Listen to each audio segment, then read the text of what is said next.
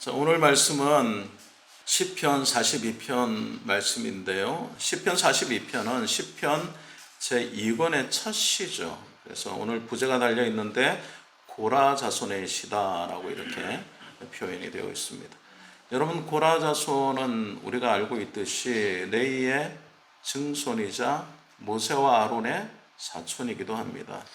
그는 광야에서 모세와 아론에게 대적했던 사람이죠. 민수기 16장 1절 말씀에 보면 레위의 증손 고하세의 손자 이스라엘의 아들 고라와 르벤 자손 엘리압의 아들 다단과 아비람과 벨렛의 아들 온이 당을 짓고라는 말씀이 있습니다.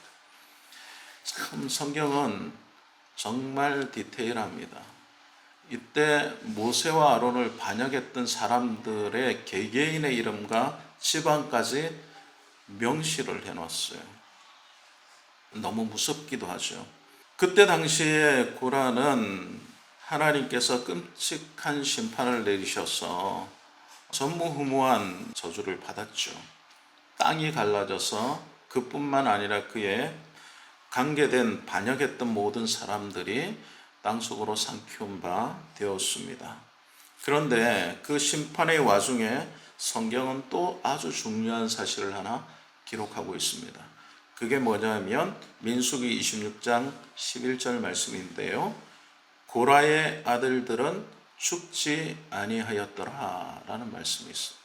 고라와 함께 반역했던 사람들은 다 땅이 갈라져서 그 속에 빠져서 다 죽었어요. 그런데 하나님께서 고라의 후손들은 살려놓으신 거예요. 그리고 그 후손들이 다윗 왕 시대가 되었을 때에 성전에서 노래하고 악기를 연주하는 찬양대의 핵심적인 역할을 하는 자손이 되었다라는 것입니다. 아버지의 실수를 보고 그 자손들이, 그 아들들이 하나님을 경외하는 자리에 나아가서 성전을 섬기는 자의 가장 핵심적인 자리에 서 있다라는 것을 성경은 기록하고 있다는 것입니다. 고라 자손들은 아주 많은 업적을 남겼는데 그 중에서도 특별히 시편을 기록했다라는 겁니다. 시편 전체에 고라 자손의 시가 11편이나 기록되어 있습니다. 그리고 그 11편들이 다 한결같이 하나님을 찬양하는 놀라운 시로 표현되어 있다는 것이죠. 그래서 우리가 한순간의 어려움과 한순간에 하나님으로부터 받았던 그 심판 같은 일들이 실상은 우리 자손에게 더 큰 좋은 점으로 작용할 수 있다는 것을 볼 수 있음과 동시에 아무리 하나님이 심판을 받은 집안이라고 하더라도 하나님께서 그 집안을 다시 복주실 수 있는 그런 계기를 항상 가지고 계시다라는 것을 우리가 잊지 말아야 될 것입니다. 오늘 근데 고라 자손의 시 보면은요, 42편 1절부터 하나님이여 사슴이 시냇물을 찾기에 갈급한 같이 내 영혼이 주를 찾기에 갈급합니다 라고 이렇게 고백하고 있습니다. 사슴이 시냇물을 찾기에 갈급함 같이 내 영혼이 하나님을 찾기에 갈급합니다 라고 표현하는 이 시는 사실 성경 어느 곳에도 이런 표현의 시는 없습니다. 얼마나 그의 심정이 하나님을 지금 찾고 있는지에 대한 절실한 감정과 마음이 느껴지는 시구다라는 거죠. 그래서 고라 자손이 지은 시의 이 첫 번째 시인 42편 1절만 보아도 고라 자손들의 신앙의 상태와 그의 하나님을 향한 경외심이 느껴지기도 한다라는 겁니다. 그런데 중요한 것은 그가 지금 상태가 좋은 것이 아니다, 환경이 좋은 조건에 있는 것이 아니다라는 것을 볼 수가 있습니다. 왜냐하면 그 뒤에 나오는 것을 보면 그는 지금 굉장히 많이 불안하고 두려운 가운데 있다라는 것입니다. 이 시편을 지은 시인의 상태는 지금 편안한 상태가 아니다라는 겁니다. 불안하다라는 거예요. 불안한 가운데서도 하나님을 향한 경외감을 표현하고 있다라는 겁니다. 우리는 사실 불안하지 않은 삶을 살 수는 없죠. 날마다 우리의 삶 속에서 불안합니다. 그리고 그 불안은 우리의 삶 전체를 삼킬 때도 있습니다. 그래서 두렵고 떨리고 어떻게 해야 될지를 모르고 살아갈 때가 간혹 우리는 우리 인생 가운데 있다라는 것입니다. 앞길이 보이지 않고 무엇을 선택해야 될지 결정이 되지 않고, 그리고 잘못 선택했을 때에 따라오는 혹독한 대가에 대한 두려움이 우리에게 주어질 때가 있다는 것입니다. 그럴 때 우리는 어떻습니까? 마음이 떨리죠. 그리고 그 흔들리는 마음 때문에 우리의 삶이 요동친다라는 것입니다. 그래서 사람들은 그 불안감을 떨쳐내기 위해서 어떻게 합니까? 여행을 가기도 하고요.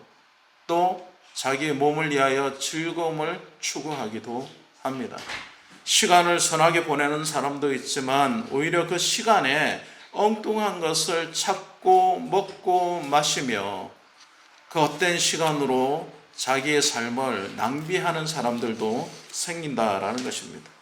불안과 두려움의 요인이 되어서 자신의 삶이 지금 조금씩 무너져가고 있다는 것을 깨달지 못한 채 그 상황만을 즐기는 사람들이 많다라는 것입니다. 그런데 오늘 성경에 나와 있는 고라 자손은 뭐라고 얘기합니까? 하나님이여 사슴이 시냇물을 찾기에 갈급함 같이 내 영혼이 주를 찾기에 갈급하나이다 라고 고백하고 있다는 것입니다. 사슴이 물을 찾는 것보다 더 갈급하게 내가 하나님을 지금 찾고 있습니다 라고 고백합니다. 여러분, 우리가 어려운 문제를 만날 때에 우리는 환경과 조건과 상황에 함몰될 수가 있습니다. 그리고 그것 때문에 우리의 삶의 앞길이 잘 보이지 않을 때 있습니다. 그런데 중요한 것은 그런 상황 속에서도 하나님을 찾을 수 있어야 된다. 그것이 그리스도인들의 본래 모습이다라고 성경은 우리에게 가르쳐주고 있는 것입니다. 갈급하다라는 것은요, 그냥 어느 정도 힘들구나라는 뜻이 아닙니다. 이것은 숨이 막힐 만큼 갈증을 느끼는 상태고요. 아주 생명이 끊어지기 직전의 상태를 말하는 갈급입니다. 갈증을 그만큼 느끼고 있다는 것입니다. 우리가 어려운 상황과 삶의 힘든 질곡에 있을 때 우리는 정말 하나님을 이렇게 간절히 찾고 있습니까? 그냥 기도하죠. 하나님, 내가 참 힘듭니다. 어렵습니다. 나를 좀 도와주시면 좋겠습니다. 그런데 갈급함을 잃어버릴 때가 있습니다. 내 생명이 정말 끊어질 듯이 하나님을 찾는 그런 마음의 상태가 우리에게 있느냐라는 것입니다. 내가 만약에 이렇게 하나님을 찾지 못하면 내가 당장 지금 죽을 것 같다라는 그런 마음으로 하나님을 찾고 있느냐? 우리는 사실 그렇지 못할 때가 훨씬 더 많지 않습니까? 그래서 우리가 하나님을 찾게 될 때에 하나님께서 우리를 만나 주시는데, 오늘 성경 말씀은 놀랍게도 하나님이 우리를 찾아와서 만나시고 그 상황이 해결되었다라고 표현하지 않습니다. 아직도 불안한 상태고 아직도 연약한 상태다라는 거죠. 그래서 5절 말씀에 보면 이렇게 이야기합니다. 내 영혼아, 네가 어찌하여 낙심하며 어찌하여 내 속에 불안해하는가? 너는 하나님께 소망을 두라. 그가 나타나 도우심으로 말미암아 내가 여전히 찬송하리로다 라고 이렇게 고백합니다. 내가 어떻게 불안해하느냐? 하나님께 소망을 둬라. 왜 낙심하느냐? 라고 이렇게 고백하고 여전히 하나님을 찬양하겠다라고 이렇게 고백하지만, 오늘 시의 중간에 이렇게 고백하고 중요한 것은 똑같이 11절 마지막 절 말씀에 내 영혼아 내가 어찌하여 낙심하며 어찌하여 내 속에 불안해하는가 라고 고백하고 있다는 것입니다.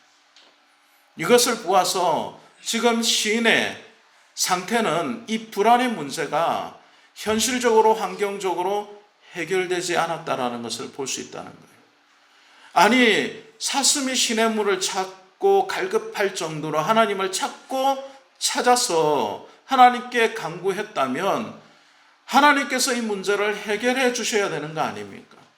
그리고 이 문제가 다 해결되어서 처음에는 갈급했지만 마지막에는 하나님 시원합니다. 하나님 모든 문제가 다 해결되어서 너무 감사합니다 라고 이렇게 끝나야 이 시가 완성되는 것 아닙니까? 그런데 오늘 시편의 기자는 자신의 상태가 아직도 불안하다라고 이야기하고 있다는 것입니다. 우리가 우리의 삶의 어려운 문제를 만날 때 이렇게 생각합니다. 이 삶의 문제가 반드시 해결되어야 내 기도의 응답이야. 반드시 문제가 없어져야 하나님께서 나에게 주시는 축복이야 라고 판단합니다. 그런데 성경의 많은 부분이 그렇게 얘기하고 있지 않다라는 겁니다. 하나님께 간절히 기도했는데, 하나님을 간절히 찾았는데 내 문제가 반드시 해결되어야지 하는 것이 우리의 기준이라는 겁니다. 그런데 성경은 그것이 해결되지 않을 수 있다라고도 말하고 있다는 겁니다. 그래서 오늘 시편의 기자가 말하는 이 불안은 사실은 하나님과 떨어져서 내 문제가 해결되지 않은 것에 대한 하나님의 갈급함이지만은 또한 내 문제가 해결되지 않았기 때문에 지속적으로 하나님을 찾아야 되는 신호이기도 하다라는 겁니다. 우리 인간이 참 간악하지 않습니까? 하나님께서 우리에게 문제 해결의 빌미를 주시면 벌써 우리의 마음이 어떻게 됩니까? 풀어집니다. 해이해진다라고 하죠. 그래서 처음에는 정말 간절히 기도하죠.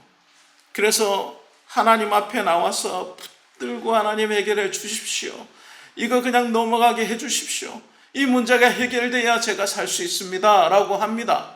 그런데 해결의 실마리가 보이고 문제가 조금 풀려지고 뭔가 내가 할 수 있는 일이 생기게 되면 어떻게 됩니까? 그 갈급함과 간절이 순식간에 사라지더라라는 겁니다. 그리고 어떻게 마음을 가지게 됩니까? 아, 이제 좀 숨 쉴 것 같아. 이제 좀 살만해. 라고 하면서 하나님을 찾는 것이 아니라 무엇을 찾게 될까요? 방법을 찾게 되고 수단을 찾게 되더라라는 것입니다. 그래서 하나님 앞에 우리가 와서 갈급함을 토로했을 때의 마음의 상태를 유지하는 것이 참으로 중요합니다.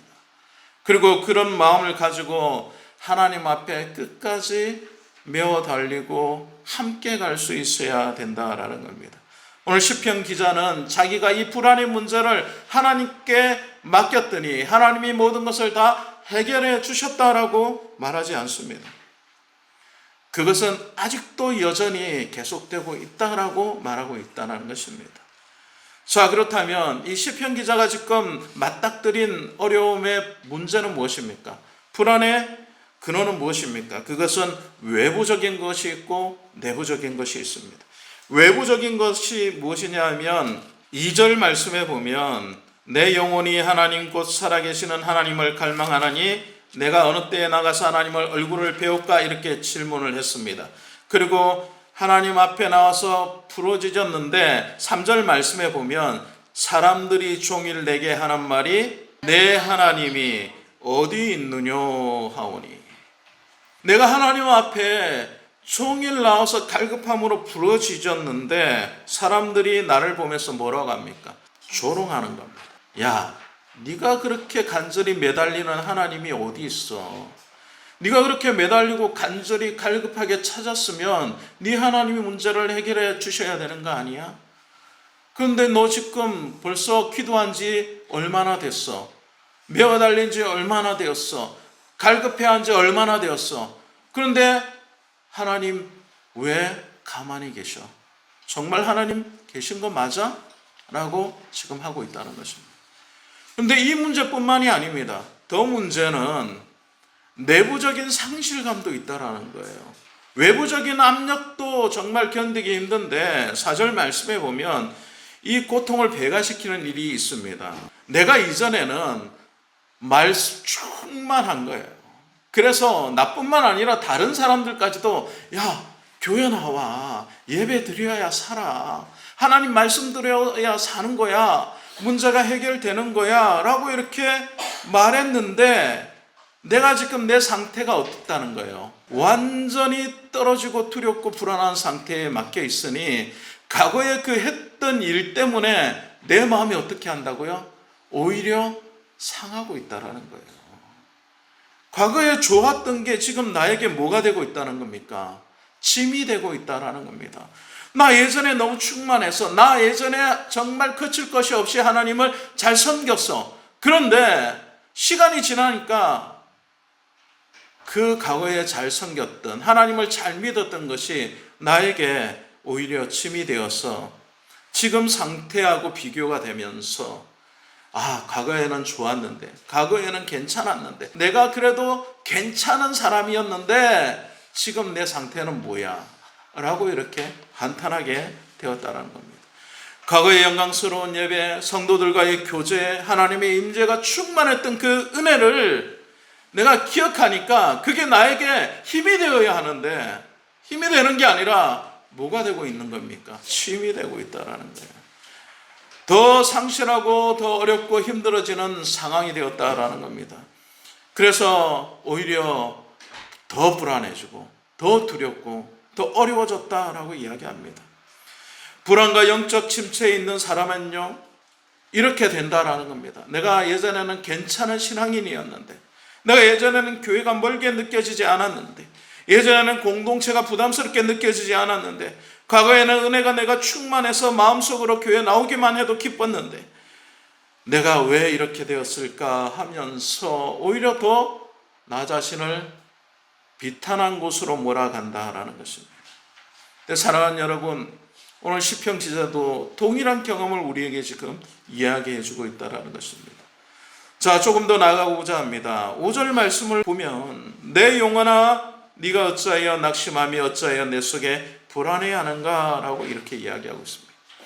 자, 이제 시편 기자는 이렇게 이야기하는 거예요. 내가 지금 불안하고 두려운 상태가 되었는데 객관화시키는 겁니다. 이제 멀리서 나를 바라보면서 왜 내 영혼이 불안하고 두려운가 라고 객관적으로 물어보고 있다는 겁니다. 여기서 낙심하며 라는 단어가 나와 있는데요, 이건 원어적인 의미로는 마음의 불이 꺼져서 내려앉은 상태를 말하는 거예요. 마음의 불이 꺼져버린 거예요. 낙심했다라는 거. 영적인 침체를 의미한다는 겁니다. 내가 왜 이렇게 무너졌니? 라고 지금 객관적으로 자신을 보고 있다는 거죠. 가끔 우리 이럴 때가 있지 않습니까? 하나님 앞에 나와서 기도하는데 문제가 해결받지 못하고 기도에 응답이 없고 상황과 어려운 환경은 점점 더 우리를 더 힘들게 조이고 있는 그 상태에 있을 때 우리는 어떤 마음이 듭니까? 내가 어쩌다가 이렇게 되었지? 라는 마음이 들 때가 있다는 겁니다. 지금 시편 기자가 이런 상태라는 겁니다. 그래서 자신에게 한탄하고 자신의 모습을 지금 보고 있다는 거예요. 자신의 감정을 지금 하나님께 드러내고 있는 모습이다라는 겁니다. 자, 여기서 우리가 시편 기자를 통하여 우리가 배울 수 있는 한 부분이 있는데요. 무엇이냐면 하나님 앞에 감추지 않는다라는 거예요. 사람들 앞에는 좀 부끄럽기도 하고 사람들 앞에는 사실 면목이 없기도 하고 예전에는 막 훌륭한 신앙생활 아주 대단한 믿음 생활 했던 것처럼 그렇게 뻐기면서 교회를 다녔는데 내 지금 완전히 주저앉은 모습 사람들이 보면 부끄럽기도 하고 내가 지금 이 상태가 다른 사람한테 내놓고 얘기할 만한 상황이 아니니까 두렵기도 하죠.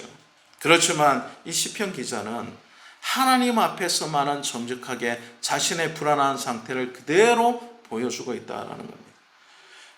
내 영혼아 네가 어찌하여 낙심하며 네가 어찌하여 불안해하느냐라고 이렇게 묻고 있다는 것은 하나님이 보실 때 나의 상태가 지금 이러합니다 라고 그대로 보여주고 있는 겁니다. 사랑하는 여러분, 우리는 우리의 삶 가운데서 스스로를 돌아볼 때 낙심하고 힘들고 어려울 때가 있죠. 부끄럽기도 하고 이 상태를 남에게 보여주고 싶지 않을 때가 반드시 있습니다. 그러나 하나님 앞에서는 정직하십시오. 하나님은 우리의 불안한 상태, 두려운 상태, 그것을 그냥 간과하지 않으십니다. 내가 하나님 앞에도 정직하지 못하고 내 감정을 솔직히 드러내지 못하고 내 감정을 하나님 앞에 토로하지 못한다면 나의 지금 불안한 상태가 오랫동안 지속될 수도 있다는 것입니다. 내 안에 있는 것들을 하나님 앞에 정직하게 토로할 수 있어야 된다는 겁니다. 내 속에 있는 것들을 정직하게 내어놓을 수 있어야 된다는 거예요. 여러분, 영적인 우울증이 오는 경우가 있습니다. 그런데 이 우울증의 핵심은 뭐냐? 우리가 그런 상태에서 누구의 음성을 듣느냐라는 겁니다. 우리가 불안하고 두려운 문제가 생기면요, 자꾸 누구의 음성을 듣죠? 내 마음의 속 얘기를 듣는 거예요.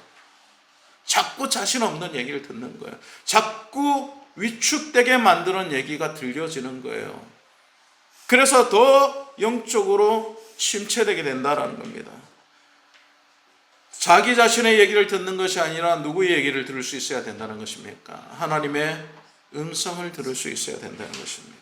여기에 중요한 영적인 원리가 있는 거예요. 자기 감정을 그대로 토로하십시오. 내가 지금 하나님 불안합니다. 내가 정말 두렵습니다. 내가 지금 이 상태가 너무나도 비참합니다. 하나님 앞에 내어놓고 기도하십시오. 그것이 하나님께서 우리를 부르시는 이유요, 우리에게 원하시는 뜻인 줄로 믿습니다. 성도가 성숙했다라는 것은요, 내 감정을 다 숨기고 괜찮은 척 아닌 척 그렇게 가식적으로 신앙생활을 하라는 것이 아닙니다. 하나님 앞에 솔직하게 내어 맡기고 하나님 앞에 정직하게 내 감정을 토로하는 것입니다. 그래야 문제가 해결될 수 있는 거예요. 하나님 앞에서도 가식적일, 그리고 부정직한 모습으로 하나님 앞에 나와서 괜찮은 척 아닌 척 할 필요 없다라는 겁니다. 성도의 성숙한 감정이라는 것은요, 이렇게 하나님 앞에 정직하게 토로할 때 드러난다라는 것입니다. 우리 어려운 문제를 만날 때가 많죠. 두려운 일을 만날 때 더 많습니다. 그런데 하나님 앞에서는 정직하게 고백할 수 있는 저와 여러분 될 수 있기를 원합니다. 6절과 7절 말씀에 보면은 이제 하나님 앞에 그가 부르짖습니다. 내 하나님이여, 내 영혼이 내 속에서 낙심되었으므로 라고 이야기합니다. 그리고 7절 말씀해 보면 주의 폭포 소리에 깊은 바다가 서로 부르며 주의 모든 파도와 물결이 나를 휩쓸었나이다 라고 말합니다. 여기서 중요한 것은 나에게 다가오는 불안과 두려움이, 낙심이 뭐라고 표현되고 있냐면 주의 폭포, 주의 파도로 표현되고 있다라는 것입니다. 여기서 실제로 이렇게 표현해야 되는 거 아닙니까? 악마의 파도다, 낙심의 폭포다 라고 이렇게 표현되어야 되는데 시편 기자는 그렇게 표현하지 않습니다. 내 삶을 이렇게 덮쳐오는 절망과 혼돈조차도 하나님의 주권 아래 있다라고 인정하는 것입니다. 고난이 나를 죽이기에 쏟아지는 낙심의 폭포가 아니고 이 파도가, 나를 덮치는 파도가 나를 죽이기 위해서 덮치는 악마의 파도가 아니라는 거예요. 주의 섭리 아래 있다라는 겁니다. 주의 주권 아래 있다라는 거예요. 모든 것이 다 주님 아래 있다라는 것을 지금 고백하고 있는 것입니다. 그래서 그가 8절 말씀에 보면 이렇게 고백합니다. 낮에는 여호와께서 그의 인자하심을 베푸시고 밤에는 그의 찬송이 내게 있어 생명의 하나님께 기도하리이다. 여기서 인자하심을 헤세드라고 이렇게 합니다. 영원한 사랑, 변함이 없는 사랑을 헤세드라고 이렇게 표현합니다. 상황에 따라서 달라지는 사랑이 아니라 바뀌지 않는 사랑, 변함이 없는 사랑이 하나님께 있다라는 겁니다. 그래서 내가 낮에도 여호와께, 밤에도 여호와께 그 인자와 사랑을 요청하고 있다라는 것입니다. 우리의 삶은 다 요동칩니다. 불안하죠. 그러나 하나님의 인자하심은, 하나님의 헤세드는 요동치지 않습니다. 누구를 붙들어야 합니까? 요동치는 환경과 조건을 바라보며 두려워해야 합니까? 그렇지 않습니다. 변함없는 하나님의 인자하심을 붙들 수 있는 저와 여러분 될 수 있기를 원합니다.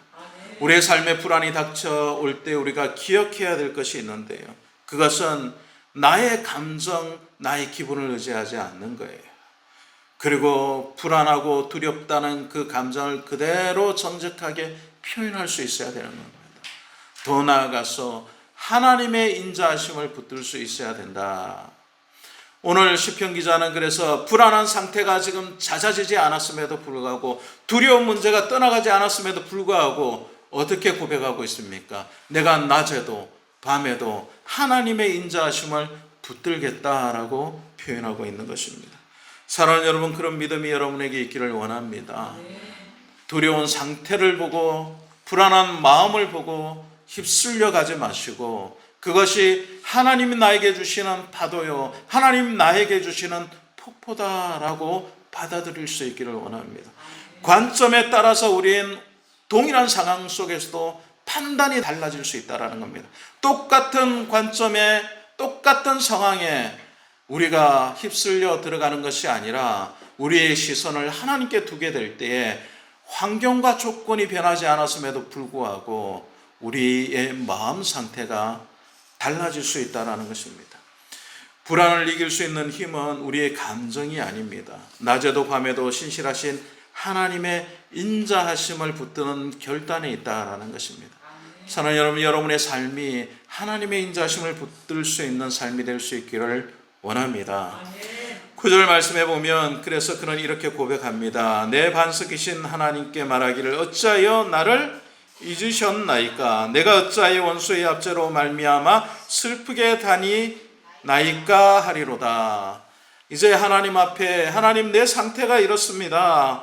내 어떻게 이런 상태를 그냥 보고 계십니까? 라고 이렇게 고백하고 있다는 것입니다. 10절 말씀해 보면 내 뼈를 찌르는 칼같이 내 대적이 나를 비방하여 늘 내게 말하기를 네 하나님이 어디 있느냐라고 말합니다.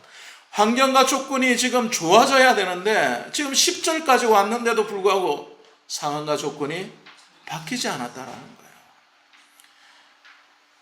내가 하나님의 인자하심을 붙들겠다라고 심지어 고백했습니다.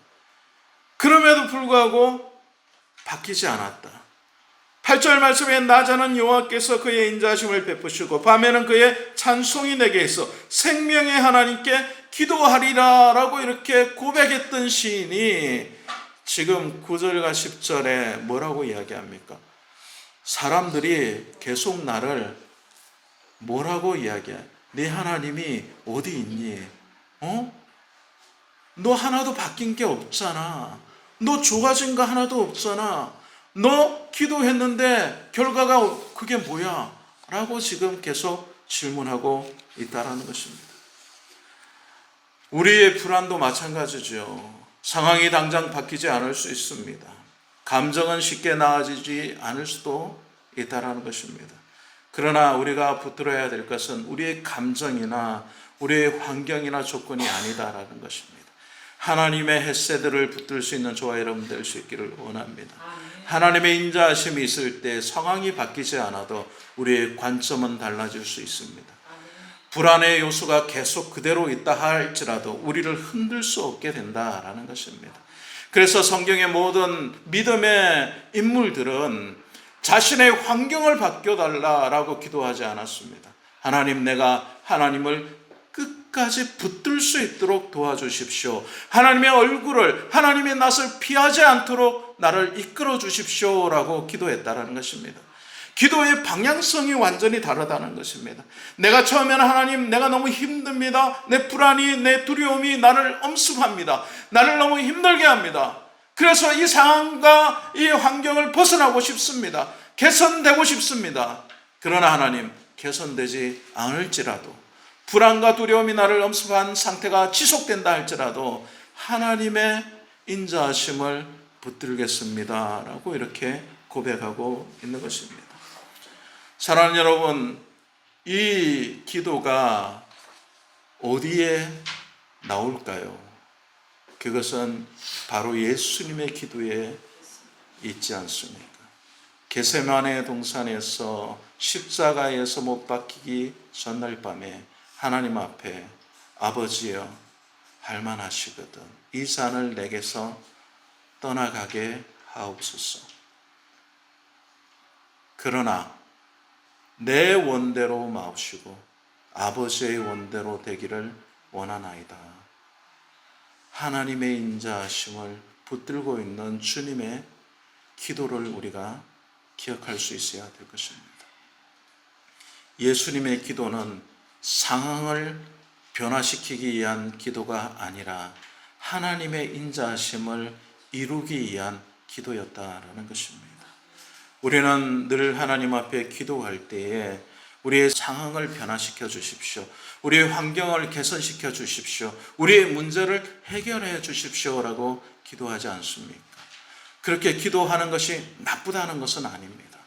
그러나 중요한 것은 그런 기도를 하다 보면 중요한 하나님을 잊어버릴 수 있다는 것입니다. 왜냐하면 인간은 너무 연약하기 때문에 상황과 환경과 조건에 함몰되기가 쉽기 때문에 그렇습니다. 그래서 그것만 보고 있다 보면 내 마음이 계속 두렵고 떨리고 변화되지 않는다라는 것입니다. 상황이 바뀌지 않아도 하나님의 인자하심을 볼 수 있어야 한다는 것입니다. 시편 기자는 두려워하는 가운데서도 그것을 주의 파도와 주의 폭포라고 이렇게 표현하고 있습니다. 하나님, 나를 어찌하여 버리셨나이까? 라고 예수님께서는 십자가상에서 외치셨지만 그 기도 이후에 바로 하나님의 뜻이 이루어지기를 원합니다. 다 이루었다라고 이렇게 고백하고 숨을 거두셨습니다. 여러분께서 하나님 앞에 절규하고 기도할 때 하나님 정말 나를 잊으셨습니까? 기도할 수 있습니다. 그러나 그 기도의 끝은 하나님의 뜻이 이루어지기를 원합니다 라고 마감될 수 있기를 원합니다. 예수님께서는 자신의 모든 것을 다 버리고 하나님 앞에 하나님의 뜻을 이루기 위하여 그 쓴 잔을 마셨다면 우리도 하나님 앞에서 우리의 불안과 두려움의 잔을 가감히 내려놓고 하나님의 뜻을 이루는 잔을 마실 수 있어야 될 것입니다. 시편 42편은요 불안을 제거하는 시가 아닙니다. 오히려 불안을 믿음의 자리로 이끄는 시다라는 것입니다. 고라 자손은 지금 이 불안의 문제를 해결해 주십시오라고 기도하지 않고 또 마지막에 불안이 다 해결되었다라고 고백하지도 않습니다. 똑같은 상황 속에 있다라는 것입니다. 그럼에도 불구하고 그는 하나님 앞에 하나님의 인자하심을 붙들었다라고 고백하고 있는 것입니다. 그리고 그가 말하기를 내 영혼아 하나님께 내 소망을 두라라고 고백합니다. 사랑하는 여러분, 우리가 이 흔들림 가운데서 하나님만 붙들 수 있다면 우리는 더 이상 우리가 요동치지 않음을 보게 될 것입니다. 세상이 우리를 흔들지요. 세상이 우리를 불안하게 하지요. 내 마음과 내 삶이 요동칩니다. 그렇지만 그 요동치는 삶 가운데서 하나님을 붙들 수 있는 저와 여러분 될 수 있기를 원합니다. 환경에 함몰되지 마시고 불안과 두려움 가운데서 나 자신의 감정을 자꾸 위로하지 마시고 하나님만 붙들 수 있는 그리고 그 환경 속에서 하나님과 교제하실 수 있는 저와 여러분 될 수 있기를 주님의 이름으로 간절히 축원드립니다.